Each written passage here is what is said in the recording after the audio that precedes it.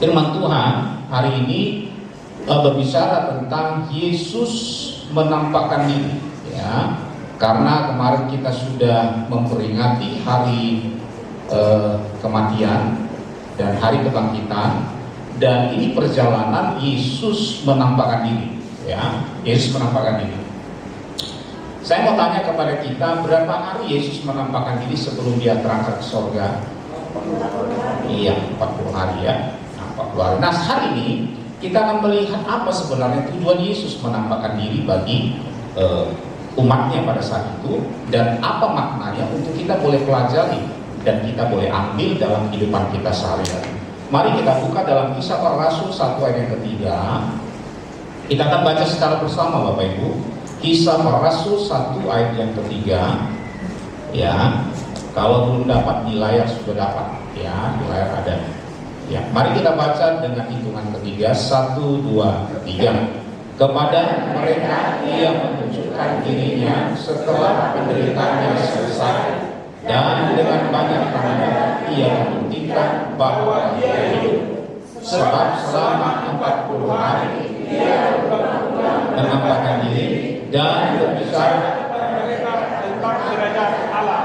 Dari ayat ini ada dua hal yang ingin diberitahukan kepada kita melalui peringatan hari di mana Yesus menampakkan diri sebelum dia naik ke surga. Kalau kita berpikir secara logika, dia sudah mati, tugasnya sudah selesai. Harusnya setelah dia bangkit, harusnya dia bisa langsung naik ke surga. Karena tujuannya, kematiannya, kasihnya itu kan dituju lewat pengorbanan kematiannya. Karena Yohanes 3:16 berkata, karena begitu besar kasih Allah akan dunia ini, sehingga yang mengaruniakan anak yang tunggal, supaya setiap orang yang percaya kepadanya tidak binasa, melainkan beroleh hidup yang kekal. Nah, harusnya ketika dia mati dan bangkit sudah mendapatkan sebuah tugasnya selesai. Makanya waktu di Golgota dia berkata sudah selesai, semua sudah selesai. Tetapi ini seperti sebuah momen di mana ada sebuah pengulangan, ya. Saya melihat tadi, saya bahas juga di anak remaja.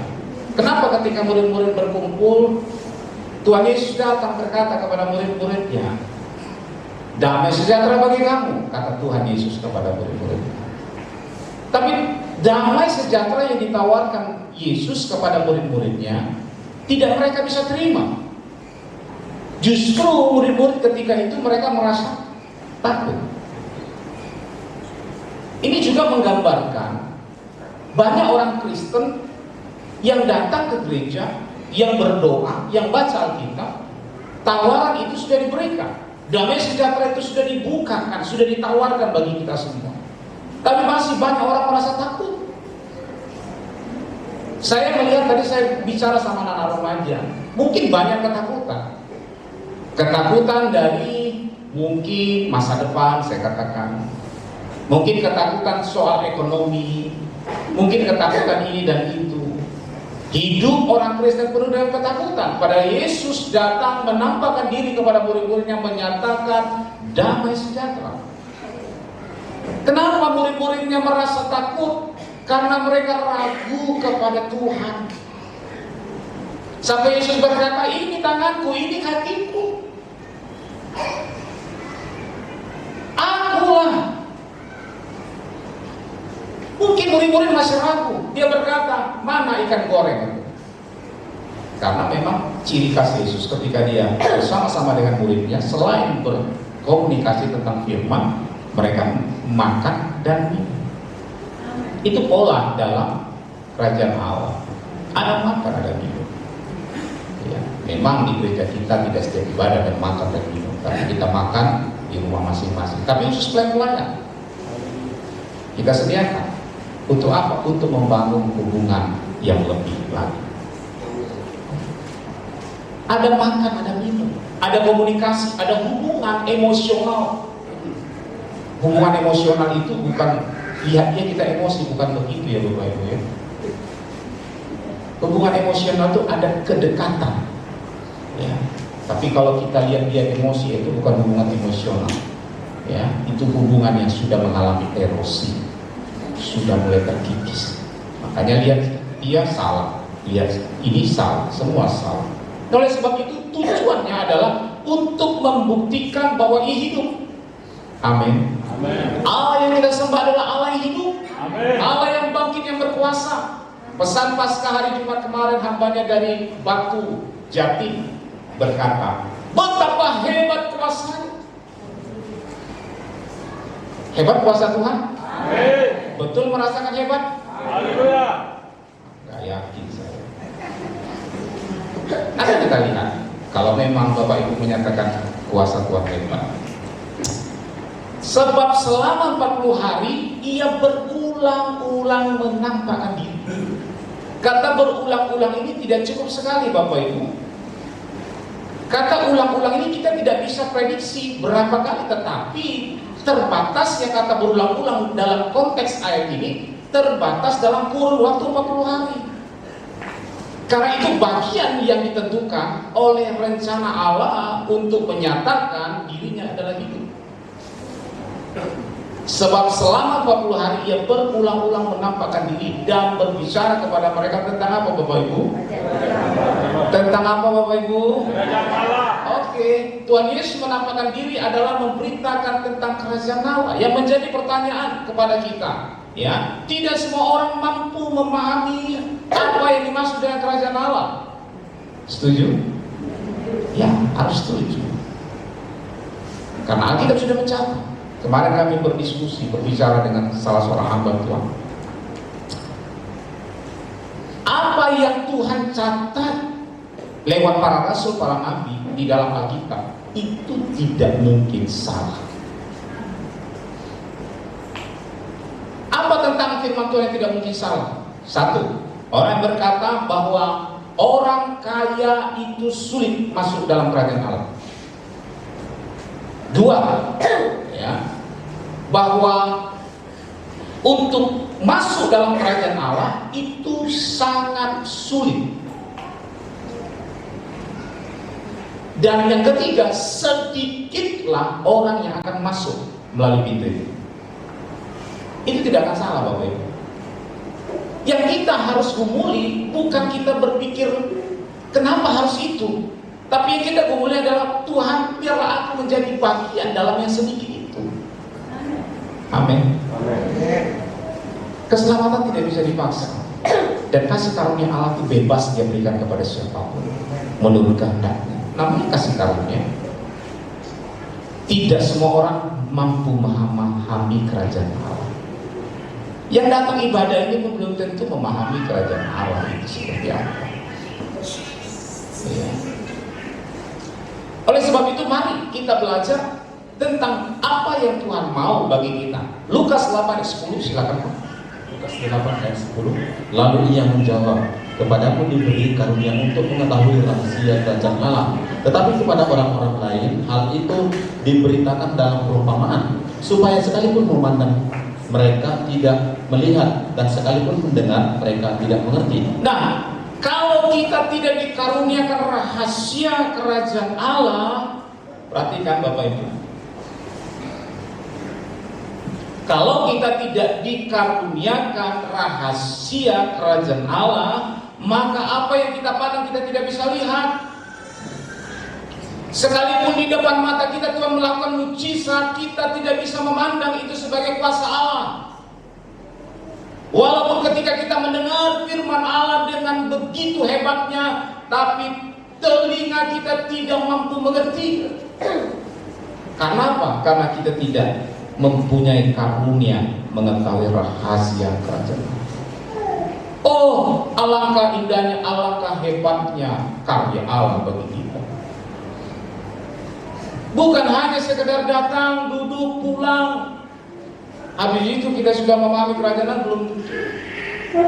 Nah, oleh sebab itu, apa yang dimaksud dengan kerajaan Allah? Apa itu kerajaan Allah? Mari kita belajar perlahan-lahan. Kerajaan Allah berbicara soal hidup benar. Yuk sama-sama kita katakan kerajaan Allah itu berbicara soal hidup benar. Kerajaan Allah berbicara soal Bagaimana hidup kita Bapak Ibu? Ini bukan bicara kebenaran diri sendiri ya, tapi bicara benar menurut pandangan firman. Ya kita koreksi. Tujuan kita mengkoreksi diri sendiri lewat firman ini disampaikan. Apakah aku sudah selaras dengan apa yang Tuhan pakai? Kebenaran itu hanya bersumber daripada pribadinya. Hanya Allah saja yang benar, manusia tidak ada yang benar. Kalau manusia jauh daripada pribadi Allah, maka kebenaran itu sulit kita miliki. Bagaimana kita bisa memiliki kebenaran sementara kita jauh dari sang benar, yaitu pribadinya, yaitu bicara tentang firman Tuhan. Makanya orang yang tidak memiliki hidup benar sulit mengerti tentang rahasia ibadah. Sulit. Walaupun sudah bertubi-tubi disampaikan pengumuman, tapi masih tetap masuk kanan, keluar kanan. Tidak mendapat respon apa-apa. Terbukti di kalangan kita ada seperti itu. Tapi yang menjadi pertanyaan, mau sampai kapan? Saya tadi sama anak remaja, saya bilang begini. Saya kan punya challenge ya, sudah beberapa bulan yang lalu. Ngomong kotor, ngomong kasar, tidak melawan orang tua. Saya challenge mereka. Sampai hari ini saya bertanya, masih belum ada yang kata lolos dari challenge itu. Yang melawan orang tua, ya kalau dibagi, kalau yang tidak melawan orang tua ada. Ya nanti mau saya konfirmasi juga sama orang tuanya, apakah dia betul-betul tidak melawan orang tua lagi. Ngomong kotor, ada yang angkat tangan. Ngomong kasar, tidak ada yang angkat tangan. Oh berarti rata-rata masih ngomong kasar. Jadi saya tanya kepada salah satu anak remaja, kamu mau sampai kapan berhenti ngomong kotor? Dia tidak bisa jawab. Satu orang berkata, hari ini, puji Tuhan. Saya berkata, kalau kita tidak niatkan dari hati kita untuk berhenti melakukan kejahatan, sampai kapan kita akan ditunggangi oleh kejahatan?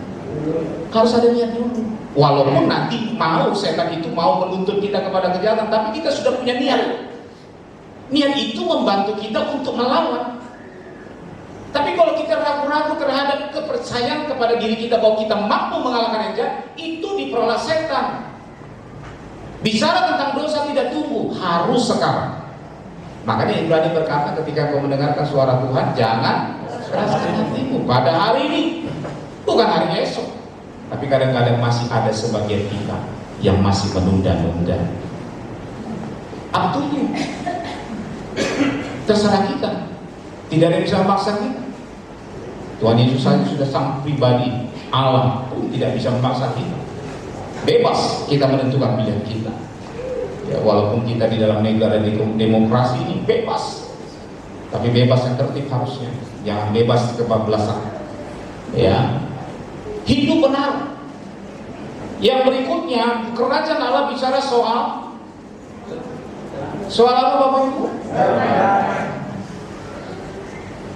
Saya yakin dan percaya di antara kita masih ada yang punya perselisihan. Kalau kita masih hidup dalam perselisihan, berarti kita belum memahami kerajaan Allah. Buat apa kita datang ibadah terus hidup dalam perselisihan?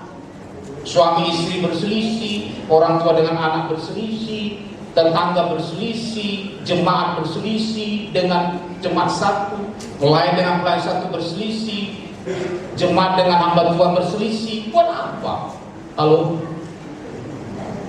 tidak ada gunanya. Itu hanya menimbulkan kerusuhan, kata Ibrani itu. Sakit hati itu menimbulkan kerusuhan. Hiduplah dalam damai. Kalau kita bicara tentang kerajaan Allah, berarti kita harus masih ada musuh kita di ruangan ini Bapak Ibu? Puji Tuhan, harusnya tidak ada di ruangan. Tapi kalau di ruangan lain mungkin masih ada ya. Nanti kita selesaikan. Ini bukti kita bisa memahami kerajaan Allah. Datang ke gereja kalau masih ada kesalahan, kita bertobat. Makanya yang datang semalam hari Jumat, pendeta itu berkata, orang yang bertobat dia berbalik. berbalik, balik kanan katanya kan, bukan putar balik. Kalau sering putar balik, tahu terjadi apa Bapak Ibu? Pusing 7 keliling, akhirnya tumbang dia. Makanya banyak iman-iman kita pusing, tumbang, melihat masa sini, aduh enggak Tuhan, enggak tahan. Kenapa? Mutar dia terus, enggak balik kanan, balik kanan tapi putar balik dia. Harusnya tinggalkan kejahatan yang sudah kita pernah buat, ya kita berbalik kepada Allah. Walaupun dalam proses balik itu banyak rintangan yang harus kita hadapi, tapi itu namanya harga yang harus kita bayar. Kerajaan Allah bicara berdamai, dan berikutnya kerajaan Allah bicara bersukacita. Nah ini saya ambil dalam Roma 14 ayat 17. Silakan Pak. Roma 14 ayat 17. Sebab kerajaan Allah bukanlah soal makanan dan minuman, tetapi soal kebenaran, damai sejahtera dan sukacita oleh Roh Kudus. Nah, bukan soal makan minum. Dalam terjemahan sederhana Indonesia edisi 25 dikatakan hal-hal lahiriah itu bukan yang penting, hal makanan itu bukan yang penting, tapi yang penting adalah bicara tentang apa yang dikerjakan oleh Roh Kudus. Nah, kita lihat, karena bagi kita warga kerajaan Allah. Nah, ini terjemahan sederhana Indonesia edisi 25 berkata, tafsiran yang berkata begini. Karena bagi kita warga kerajaan Allah, yes, bagi kamu dan saya yang memiliki kepercayaan, karena Yohanes berkata, siapa yang percaya diberikan kuasa menjadi anak-anak Allah. Oleh sebab itu, ketika kita diberikan kuasa menjadi anak-anak Allah, maka kewarganegaraan kita sudah menjadi warga kerajaan Allah. Makan dan minuman, makan dan minum bukanlah hal yang penting. Haleluya. Iya, sedikit ya. Karena kita pasti berpikir, kalau tidak makan dan minum bagaimana aku bisa kuat? Iya betul. Tapi bukan itu yang penting. Makan dan minum itu sudah dijamin oleh Tuhan.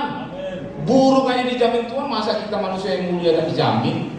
Aduh, kan pikiran kita kurang besar memahami Allah kita. Tetapi yang penting adalah hidup benar di hadapan Allah, berdamai dan bersukacita dalam Roh Kudus. Paham ya? Bagian pertama, kerajaan Allah bicara tentang hidup benar, berdamai dan sukacita.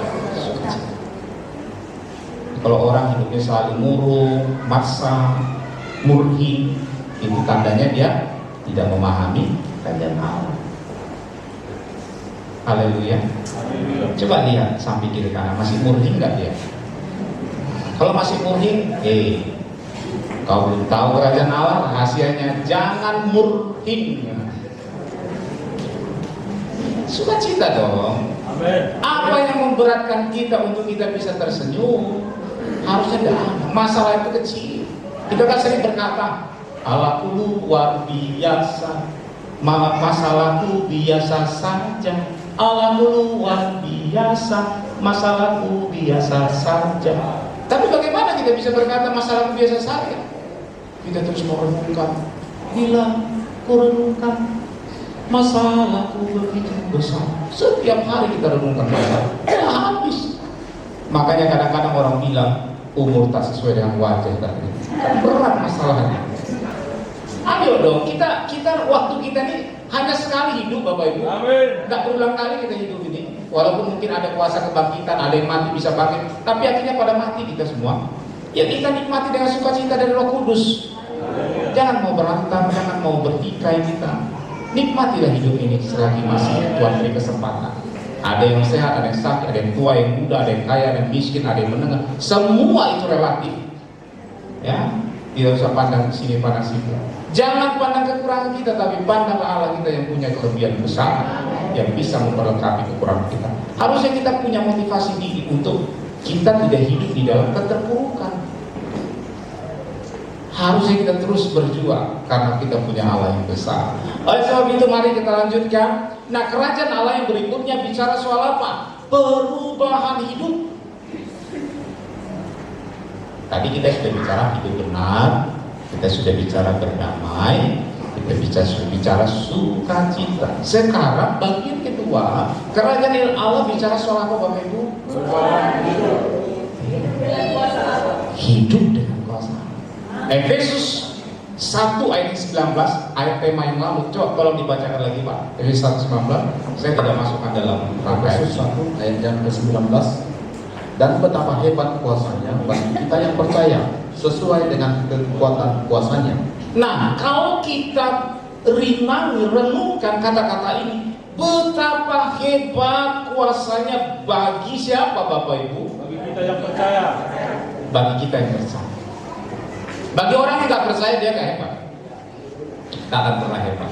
Walaupun bagi orang Kristen, hanya mulutnya saja berkata Tuhan hebat, tapi dia tidak pernah percaya bahwa kuasa Tuhan itu hebat. Apakah kita masuk dalam golongan ini? Harusnya tidak. Tapi kalau masih dalam golongan ketidakpercayaan kita kepada kuasa Allah, bertobat. Mari kita percaya sepenuhnya betapa hebat kuasanya, sesuai dengan kekuatan kuasanya. Tapi ukurannya bukan karena kita percaya lewat mulut, tapi ukurannya ada. Ukurannya apa Bapak Ibu? Ada perubahan hidup. Hidup dengan kuasa Allah. Nah, mari kita baca dalam 1 Korintus 4 ayat yang ke-20. Apa dikatakan di sana? 1 Korintus 4 ayat yang ke-20.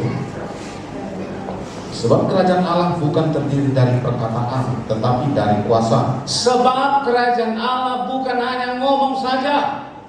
Nah, itu kalau kita tafsir secara sehari. Bukan soal ngomong kita tentang firman Tuhan, bukan itu.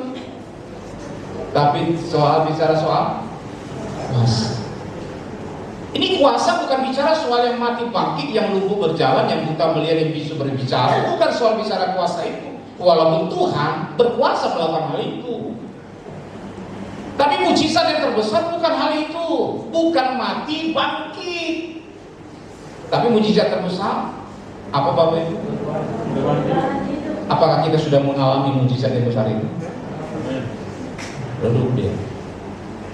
Jangan kita melihat kuasa Allah lewat sakit, ekonomi kita yang dulu di bawah sekarang sudah mulai meningkat masuk ke menengah, kalangan menengah, mau meningkat lagi ke kalangan atas. Tidak soal itu bisa. Kerajaan Allah bicara tentang perubahan hidup. Dalam firman Allah yang hidup dikatakan begini, kerajaan Allah bukan hanya kata-kata saja, melainkan hidup dengan kuasa Allah. Aduh, kalau kita merenungkan, gak usah banyak ayat nih, satu-satu ayat ini kita coba renungkan. Oh ya Tuhan, selama ini aku belum hidup dengan kuasa Allah. Belum ada perubahan ini. Yang marah tetap marah, yang kasar tetap kasar. Halo, masih ada begitu? Bertobatlah kita. Kalau orang tidak bertobat, tidak usah pusing, tapi kita dong, kita diri sendiri. Kadang-kadang kita dalam firman, ini si B, si A, si C, si D, katanya kan. Kapan jatahnya untuk kita? Kalau kita hidup lagi duduk berdampingan dengan suami istri, jangan arahkan firman itu kepada suami dan istri kita, tapi arahkan firman itu kepada diri sendiri. Amin. Kapan aku bertobat? Tuhan, keras sekali hatiku ini Tuhan. Gitu. Jangan bilang, keras sekali siapa itu Tuhan. Kalau bisa, masuk lagi doa kita. Tapi bagaimana kita menangisi diri kita? Tuhan, sudah sekian lama aku mengiring Tuhan. Apalagi bagi pelayan Tuhan, sudah selama berapa lama kita melayani Tuhan, tapi masih begitu tidak ada perubahan. Kadang hal-hal sepele pun tidak memiliki perubahan. Nah, cemana kita? Harusnya 1, 2 kali, 3 kali dikasih tahu berubah dong. Amin. Tapi kalau sampai berulang kali hal yang sama dikasih tahu, itu bebal. Cemana kita masuk terus melayani, mengiring Tuhan, tapi hidup dalam kebebalan. Saya merenungkan juga kisah siapa yang buat baterai itu penuh ya. 100 tahun dia berkhotbah Bapak Ibu. Bertobatlah. Sampai baterai itu ditutup. Berapa orang yang selamat? 8. Orang hidup penduduk pada itu begitu banyak, tapi tidak satu pun yang bertobat. Kadang-kadang memang berita tentang pertobatan ini tidak disukai oleh sebagian orang. Berita tentang penyucian tidak disukai oleh sebagian orang, tapi syukur kepada kita, Tuhan menganugerahkan kita untuk bisa mengerti rahasia kerajaan Allah. Tuhan menolong kita, membantu membukakan pikiran kita. Saya memang sangat yakin dengan kuasa Allah. Kalau bukan karena kuasa Allah, kita tidak mungkin mampu berubah.